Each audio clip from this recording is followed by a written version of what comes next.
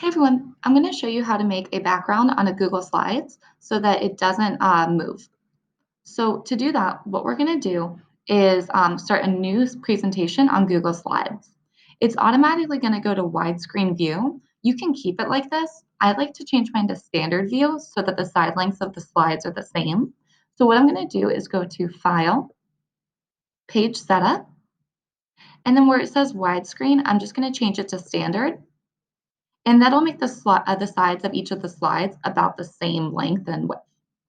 So now to make the background, what you'll do is you'll create a new slide. So you'll go up here to the plus sign, click the arrow next to it, and click blank. Now there's two ways that you can change the background color. One way is by going to background, color, and then you can choose any color here. If you want, you can do a gradient color so that it's lighter on the top and the center. And so you can do that. Um, and that's one way to do it. Another way which you can do so that you have an outline color or a border color is by using the shape tool. So the shape tool is right here where it says shape, or you can go to insert, shape, and then select the shape you want. So we'll select the square tool. And then you're going to draw a square over the entire slide. Just make sure that your square that covers the slide is inside of the slide. If it's outside, then when we take a picture of it, it won't be captured. So we have our square here. To change the fill color, you're going to go here to the paint can that looks like it's tipping over. You'll choose the color you want. And then you'll choose the border color, which is right here, looks like a pencil. And you'll choose the border color that you want. And then you can make the outline or the border color a little bit thicker. So I like to change it to like 4 points. And then you can also change the style of the outline. So you can change to any of these. I'll choose this one. And that way, it just gives a little bit more of like a dimension of a feel to it. It makes it a little bit more eye appealing. And so then you'll put anything on this slide that you don't want students to be able to move. So for instance, you might want to put the directions. So I'd click the text box tool here. I'll go here and I'll put in the directions and then whatever the directions are. Just make sure that the directions are big enough that students can see. If you want to change the font style, you can go here, change the style, make it bolded, and then you can type whatever you want here.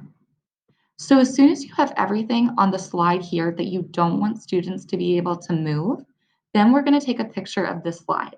So make sure the slide that you want is selected. So I want slide 2 to take a picture of slide 2. So I'm make sure that's selected. I'm going to go to File, Download, and then PNG Image. And that's going to save it into my Downloads folder. So then I'll go to my new slide. So if you want to use the title one, you can. If you want to make another blank one, you can. I like to make sure that all the text box tools are already taken away. So I'm going to delete those. And now I'm going to go to Background. And then I'll go to Choose Image here, Browse. And then it's going to be my Downloads folder. So go to Downloads, and it should be at the very top. And then it'll be right here. So if you notice here, our part of our square just got cut off. So what you can do to fix that is just go back to the slide that you were just in and then shorten it up a little bit so that it's definitely within the slide.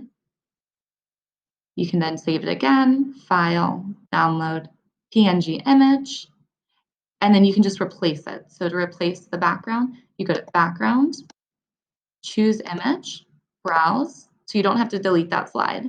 Go to Downloads, and then it's at the top, and it should be all good now. So there we are. So then no matter what, students can't move that background around. And now on this slide, what you can do is start putting in anything that you do want students to be able to do. So if it's a typing activity, you can put a text box in. If it's drag and drop, you can put your images in, and they'll be able to move those.